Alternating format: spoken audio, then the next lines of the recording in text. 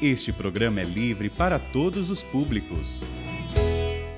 O Senhor esteja convosco. Ele está no meio de nós. Proclamação do Evangelho de Jesus Cristo segundo Mateus. Glória a vós, Senhor. Naquele tempo, disse Jesus aos seus discípulos: quando orardes, não useis muitas palavras, como fazem os pagãos. Eles pensam que serão ouvidos por força das muitas palavras. Não sejais como eles, pois vosso Pai sabe do que precisais, muito antes que vós o peçais. Vós deveis rezar assim: Pai nosso que estás nos céus, santificado seja o teu nome. Venha o teu reino, seja feita a tua vontade, assim na terra como nos céus. O pão nosso de cada dia dá-nos hoje. Perdoa as nossas ofensas, assim como nós perdoamos a quem nos tem ofendido.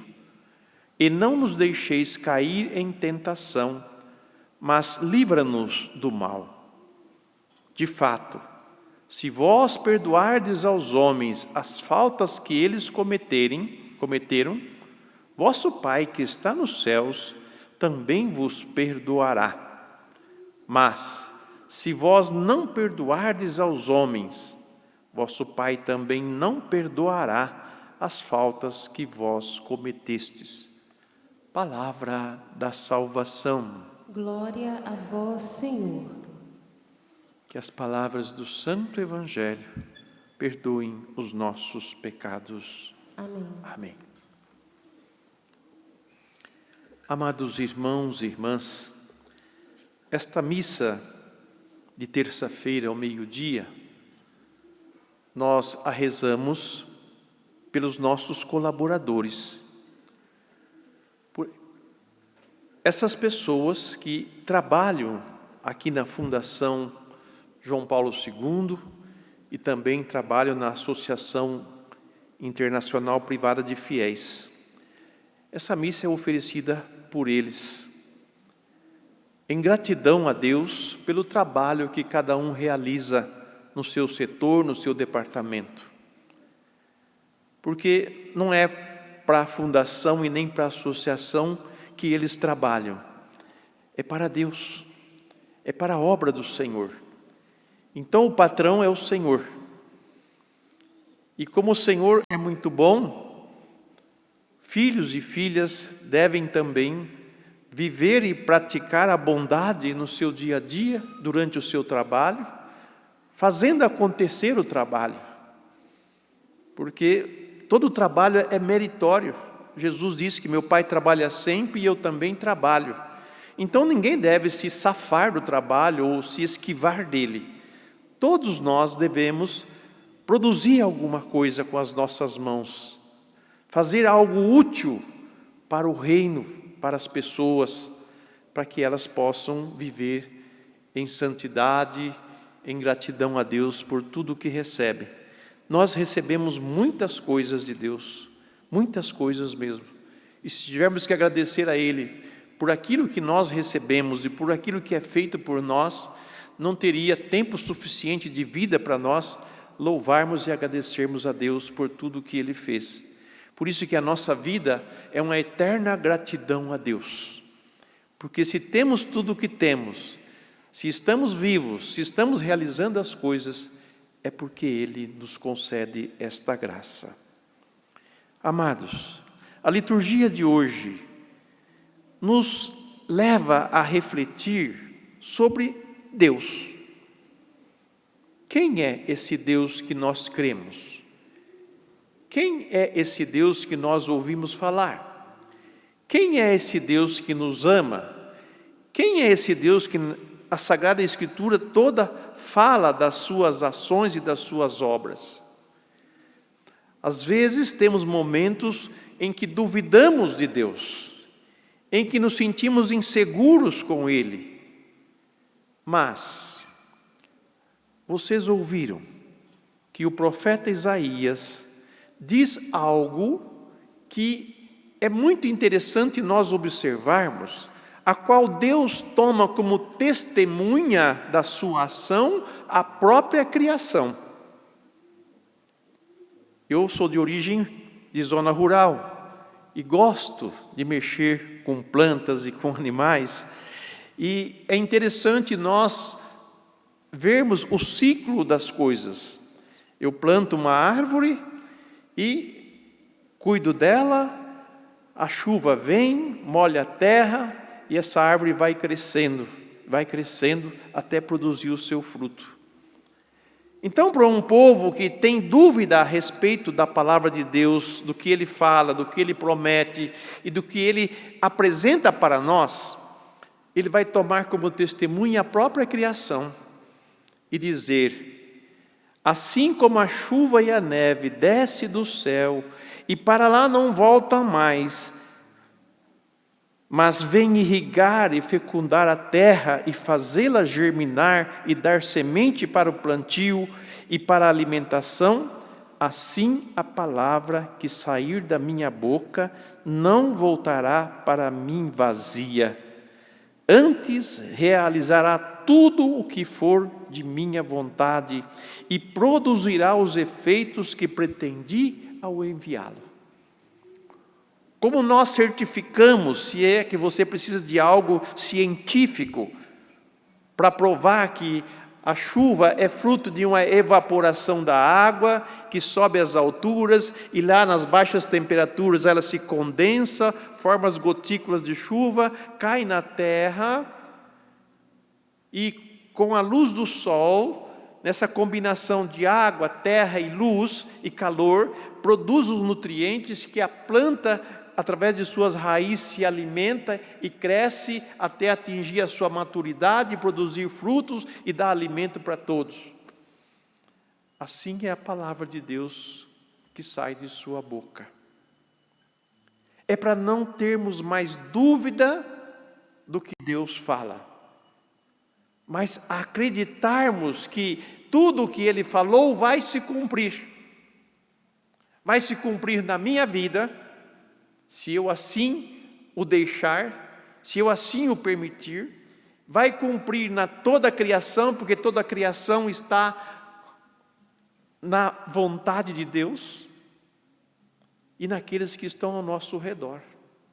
Então eu quero chamar a atenção de todos nós hoje para darmos ouvido ao que Deus fala e acreditarmos no que Ele fala,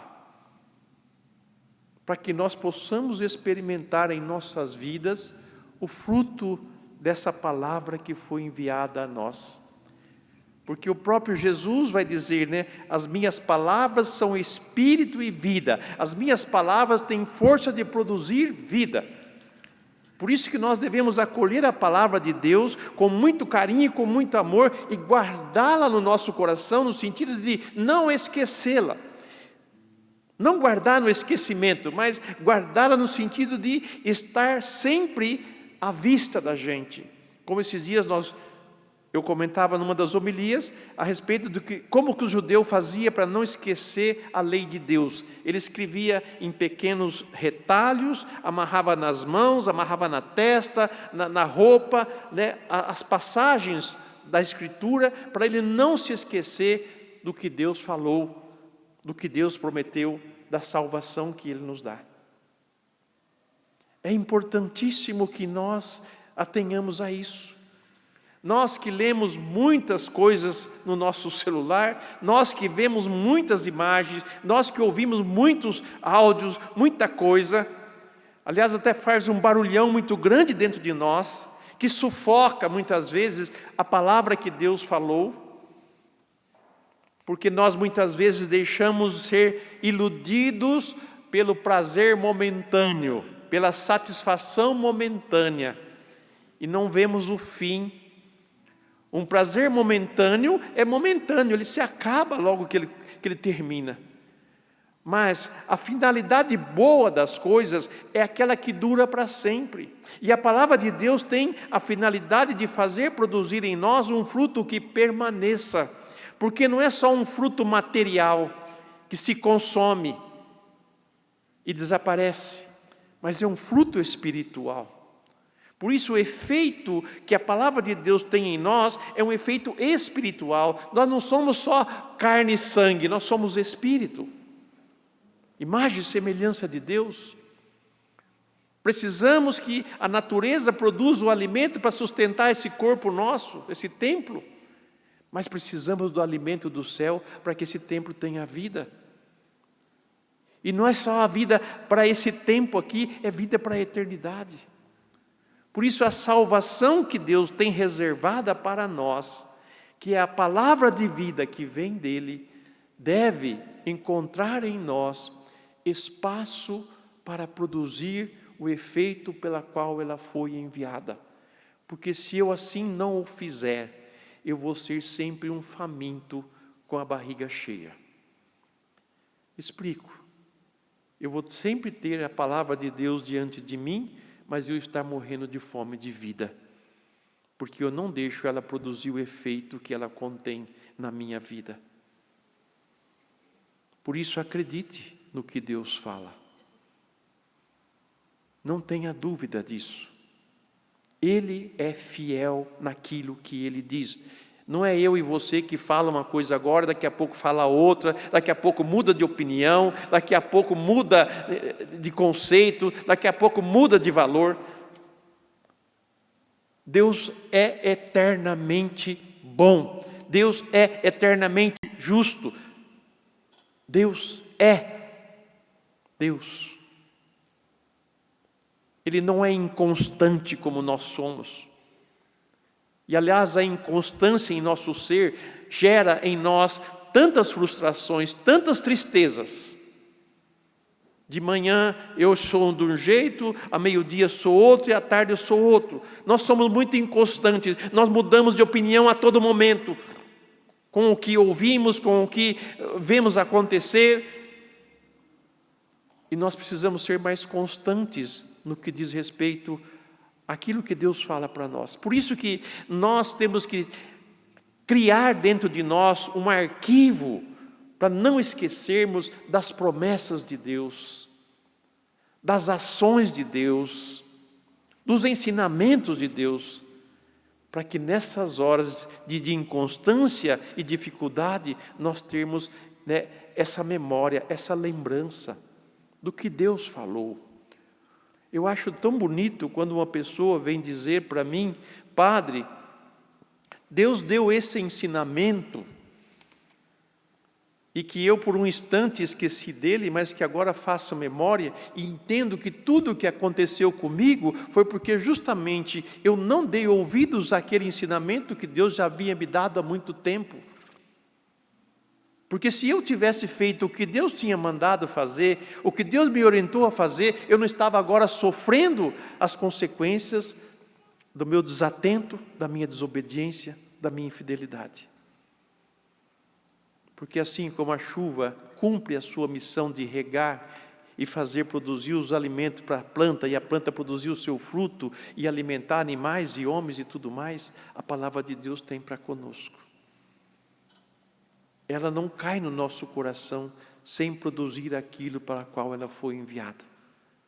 Por isso que a palavra de Deus na nossa vida, ela é um tesouro que nós devemos guardá-la com muito carinho e vivenciá-la. Quer dizer, dar espaço para ela, dar permissão para que ela encontre em nós apoio, encontre em nós base, fundamento, e que ela se estabeleça e produza fruto da salvação, tão necessário para todos nós. Nesse sentido, meus irmãos, quando no Evangelho Jesus é questionado sobre a oração, porque os discípulos de João rezavam e os discípulos de Jesus, não que eles não rezassem, mas João ensinou os discípulos deles a rezar, e os discípulos falaram para Jesus, ensina-nos a rezar também, como João ensinou os seus discípulos. E Jesus está ensinando um aspecto da oração que é muito importante nós prestarmos atenção. Quando orardes, escute bem o que Jesus está falando. Escute bem, quando orardes, não useis muitas palavras como fazem os pagãos. Pagãos são os que não creem em Deus, são aqueles que acham que vai conseguir as coisas, na lábia, na conversa. Porque os pagãos, diz Jesus, eles pensam que serão ouvidos pela força das muitas palavras. E ele diz: não sejais como eles.